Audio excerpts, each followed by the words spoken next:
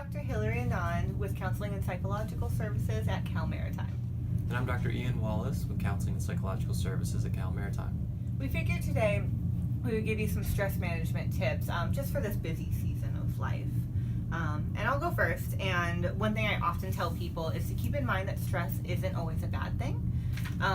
Stress is kind of a fact of life, and that our tip should be to manage stress, not necessarily eliminate it, because some stress is good, and we need a little bit of stress to kind of give us a kick in the pants sometimes. So whether that's good stress or bad stress, one of the ways to manage it is to talk about it.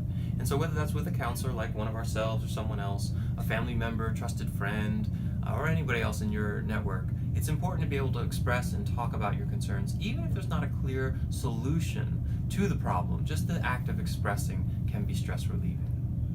I will totally nerd out, and I think that releases some type of hormones in your body that kind of helps relax you during that, so it's a great tip.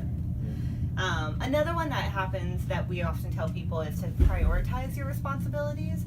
I know when I get stressed, I think everything is really important, and I must do everything right this moment, and realistically that can't happen, A, and B, that's not the case. And so think through your list and prioritize. This has to get done, this is urgent and important, or this is urgent or this is important, and prioritize your list accordingly.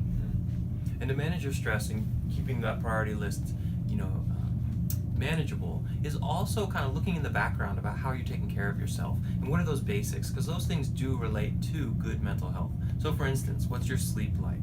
What's your exercise routine like? Your diet, and just kind of your regular routine. Are those things healthy, stable? Because those things will really, if they're regular and healthy habits, they'll keep you going well to manage your stress even better.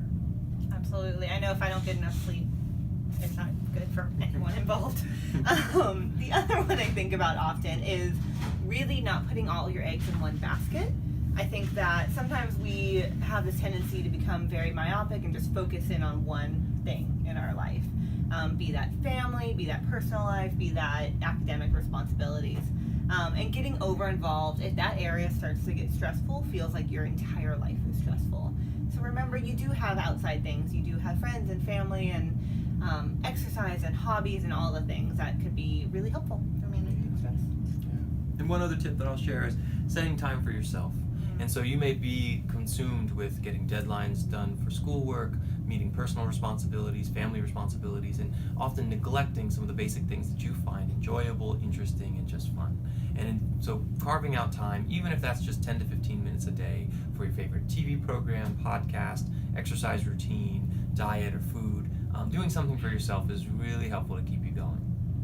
Absolutely. And the last one I'll share, it's just to keep things in perspective. Honestly, when we get stressed out, we kind of get all consumed with whatever is stressing us out. And think about, am I going to care about this in 6 months, a year, 5 years? If the answer is yes, put your focus towards it, and try to deal with it. But usually the answer is no. And I'm not going to be as stressed about this as I was back then. And so just think about that, and that can help get some perspective on things. If you'd like more information, I encourage you to visit our website at www.csum.edu/caps. Or click the link below on this video.